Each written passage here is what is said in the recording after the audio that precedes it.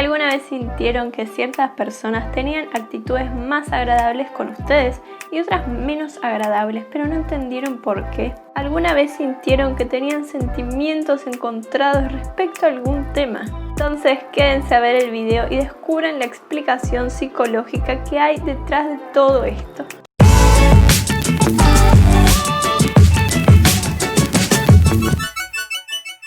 Hola a todos, bienvenidos a mi canal. Hoy les voy a explicar cómo funcionan las actitudes y el control psicológico.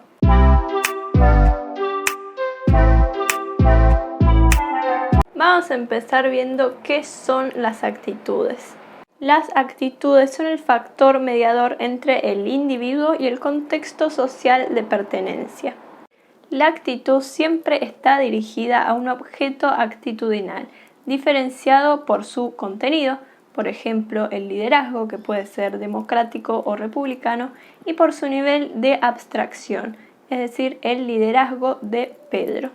La actitud implica una evaluación que tiene una valencia que puede ser positiva o negativa y una intensidad, que es la gradación de esta valencia, es decir, cuán positivo o negativo nos parece.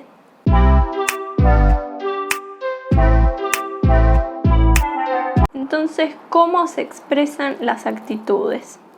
Las actitudes se expresan en respuestas cognitivas, afectivas y conductuales. Las respuestas cognitivas evalúan las creencias según asociación entre objeto y atributo, es decir, la asociación entre Pedro y el liderazgo democrático, y la connotación positiva o negativa del atributo, es decir, si consideramos positivo o negativo ser un líder democrático. La respuesta afectiva es el sentimiento asociado al objeto y la respuesta conductual es susceptible a la ubicación en el continuo actitudinal, es decir, cuán positivo o negativo nos parece.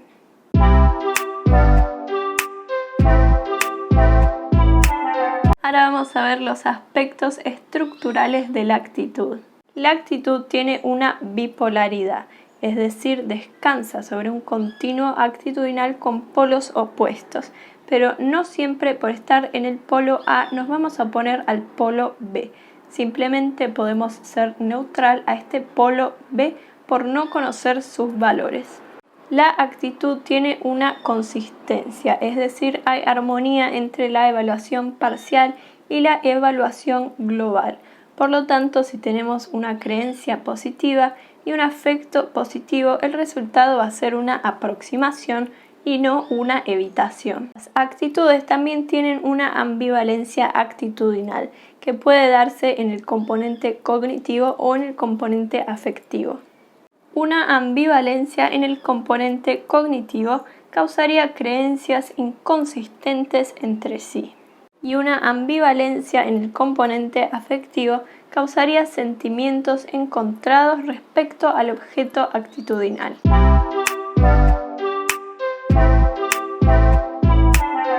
Ahora vamos a ver las funciones de las actitudes. Las actitudes permiten conocer y categorizar el mundo con una imagen clara. Tienen una función instrumental, ya que mediante el apoyo o el rechazo de determinados aspectos nos permite maximizar nuestras recompensas y minimizar nuestros castigos. Tiene una función ego-defensiva, ya que nos permite afrontar sentimientos negativos hacia nosotros mismos, externalizándolos o negando atributos. Tiene una función valórico-expresiva, ya que nos permite expresar los valores que son importantes para nuestro autoconcepto. Tiene una función de ajuste social, ya que nos permite integrarnos a grupos y recibir aprobación social. Permite expresar nuestros valores manifestando lo que pensamos y sentimos. Tienen una función ideológica, ya que explican las desigualdades sociales, y tiene una función de separación, ya que permite atribuir características negativas a los grupos hacia los cuales tenemos actitudes negativas.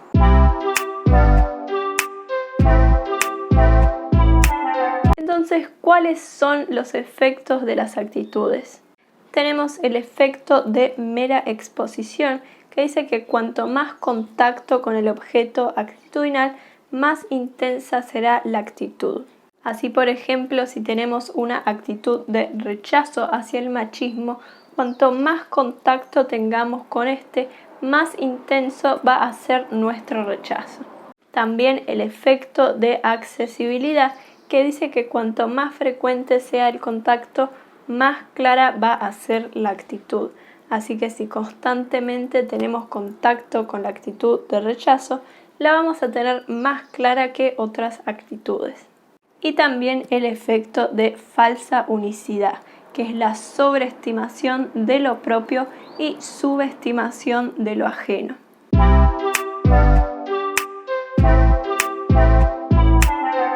La reactancia psicológica es un tipo de actitud que se da ante amenazas a la libertad.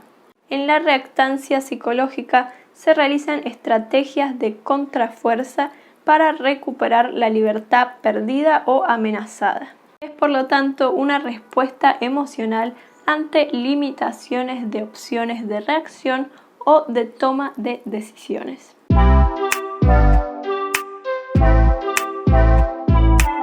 Vamos a ver cuáles son los parámetros de la reactancia psicológica. Primero, la expectativa de libertad. Cuánta libertad uno cree que posee va a afectar a la reactancia psicológica. Después, la importancia de la libertad, ya que cuanto más importante se considere ser libre, mayor va a ser la reacción ante una amenaza. Tercero, la fuerza de la amenaza, ya que si se amenaza con eliminar la libertad, va a ser aún mayor la reactancia. Cuarto, la implicación para otras libertades, es decir, las consecuencias que podría tener esta maniobra de contrafuerza.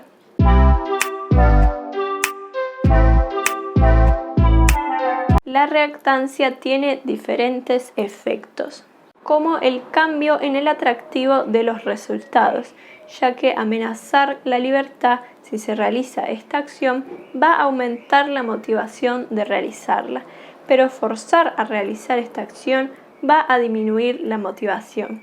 También la dedicación a la conducta amenazada, es decir, restaurar la libertad realizando esta conducta prohibida. O también restauración por implicación, que es realizar conductas relacionadas con esta conducta prohibida. Y por último, sentimientos hostiles y agresivos hacia el amenazador de la libertad. Así entonces, una persona con alta reactancia psicológica siempre va a hacer lo contrario a lo que le digan, porque va a sentir que eso que le pidieron amenaza a su libertad y él necesita recuperarla.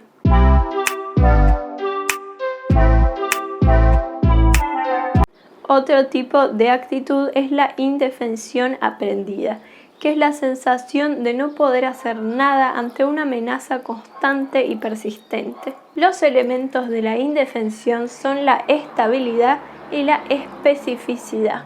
Si la estabilidad es estable, es decir, esta persona está siempre con una actitud de indefensión, se va a tratar de un déficit crónico. Si la estabilidad es inestable, es decir, solo a veces siente indefensión, se va a tratar de un efecto pasajero.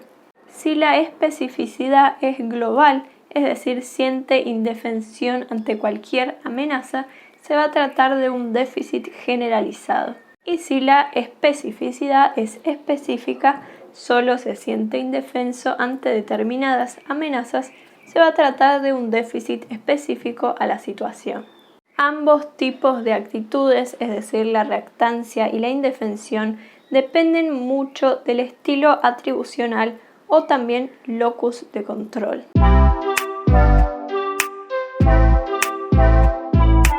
Existen dos tipos de locus de control, el interno y el externo. Con un locus de control interno vamos a considerar que lo que nos pasa depende de lo que hacemos. Con un locus de control externo vamos a considerar que lo que nos pasa depende de fuerzas exteriores a nosotros y superiores. El locus de control está altamente relacionado con el optimismo ilusorio y la ilusión de invulnerabilidad. El optimismo ilusorio nos hace creer que tenemos más probabilidad que la media de que nos pasen cosas buenas, es decir, tenemos más probabilidades que el vecino de ganar la lotería. La ilusión de invulnerabilidad es el creer que tenemos menos probabilidad de que nos pasen cosas malas, es decir, que tenemos menos probabilidad que el vecino de que apostemos mucho y terminamos perdiendo la lotería igual.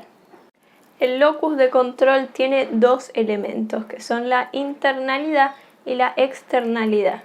La internalidad conduce al control personal, es decir, cuánto control creo que poseo. Y la externalidad conduce al control ideológico, es decir, cuánto control creo que la sociedad posee. Entonces, con un locus externo somos más propensos a la indefensión y con un locus interno somos más propensos a la reactancia. Si les gustó el video, no duden en darle me gusta y suscribirse.